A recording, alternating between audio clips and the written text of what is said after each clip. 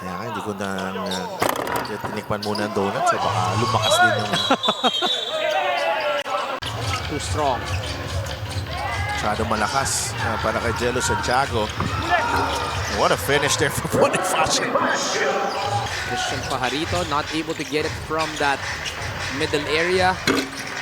Good three coming from Joe Melandayan. The lead is down to single digits. Medyo maaga yung take-off niya. Puriza finds the middle.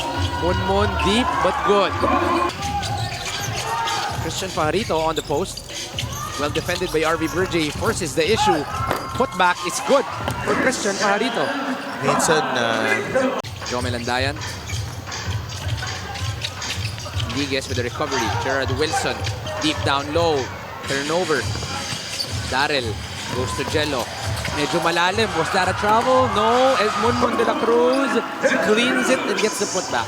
doon para kay Jello Santiago when he got the basketball. Usually kailangan niya ng kailangan niya ng space to operate, but here comes Darrell Manligues. He is still up to 15. Cyril.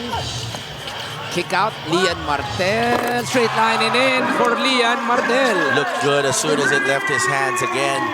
Knee injury a few weeks back. Do hope that he is okay.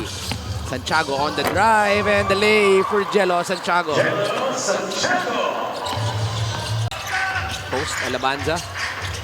Goes to Gerard. Swing to Joe Melandayan on the wing. Good for Joe Melandayan. Dayan has hit a couple of three-pointers here. That is why you need a skills coach. Rip. Paano yun?